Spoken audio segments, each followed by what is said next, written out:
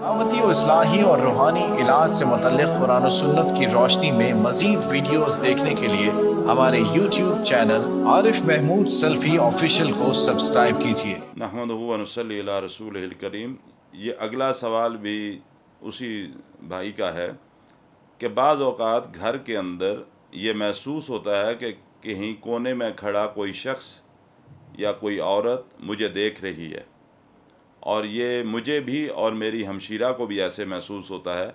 तो ऐसी हालत में हम बहुत ज़्यादा घबरा जाते हैं और दोबारा हम उस कमरे में जाने से कतराते हैं। ऐसी सूरत में क्या करना चाहिए? पहली बात तो ये कि जिस तरह आपने अपने भाई का ज़िक्र किया मेरे पहले सवाल के अंदर,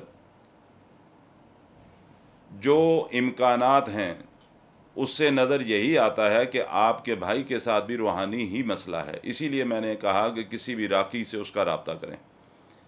दूसरी बात यह कि जो आपको घर के अंदर नज़र आता है, पहली बात तो एक जहन में रखें, अल्लाह ताला ने इंसान को अशरफ बनाया है तमाम मखलूक़ात में से। अपने दिल से डर और खौफ को ख़त्म करें।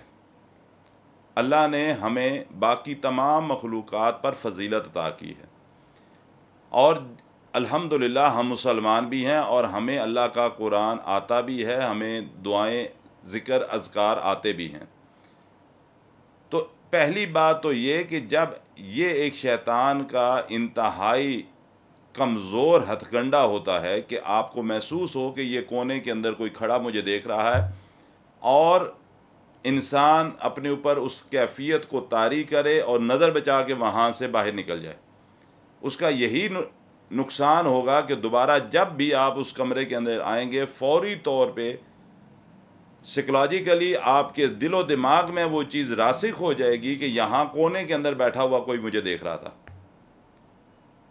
आपको कुछ भी नहीं अगर आता, आप सिर्फ बिस्मिल्लाहिर्रहमानिर्रहीम पढ़ें, और जिस जगह पे आपको महसूस हुआ है कि यहाँ खड़ा कोई मुझे देख रहा है पीछे, आप बिस्मिल्लाह पढ़ के सीधे वहाँ चले जाएं।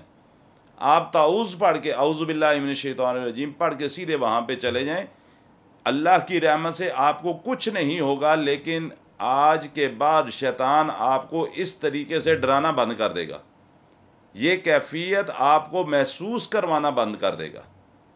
सबसे बुनियादी नुक्ता ये है। और दूसरी बात, अगर घर के अंदर ये चीज़ें महसूस होती हों, अपने घर के अंदर कुरान पढ़ा करें बैठ के। हमने तो कुरान सिर्फ उसको संभाल के अलमारी के अंदर रखा है ताकि उसके ऊपर मट्टी गर्द ना पड़े, लेकिन कुरान इस मकसद के लिए नहीं आया। घर में जब आप कुरान की तिलावत करेंगे तो इंशाअल्लाह उस घर में शयातीन नहीं रहेंगे। सूरह बकरा की तिलावत करें। अल्लाह के नबी सल्लल्लाहु अलैहि वसल्लम का फरमान है कि जिस घर में सूरह बकरा की तिलावत होती है उस घर से शैतान भाग जाता है। तो अल्लाह की रहमत से हम मुसलमान हैं, हमें अपने नबी सल्लल्लाहु अलैहि वसल्लम के हर फरमान के ऊपर मुकम्मल यकीन होना चाहिए कि ये बात आप सल्लल्लाहु अलैहि वसल्लम ने फरमा दी। अब इंशाअल्लाह जब हम इस पर अमल करेंगे तो दुनिया की कोई ताकत हमें नुकसान नहीं पहुंचा सकती। पूरे यकीन के साथ अमल करें।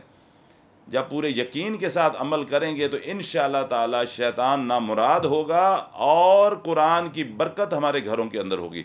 इसके अलावा करने की अल्लाह की रहमत से कोई ज़रूरत नहीं। सिर्फ इतना काम कर लें, अल्लाह की रहमत से इस तरह का जो आपको वो डराया जा रहा है ये चीज़ ख़त्म हो जाएगी और आपके घर में इंशाअल्लाह अल्लाह की रहमत होगी।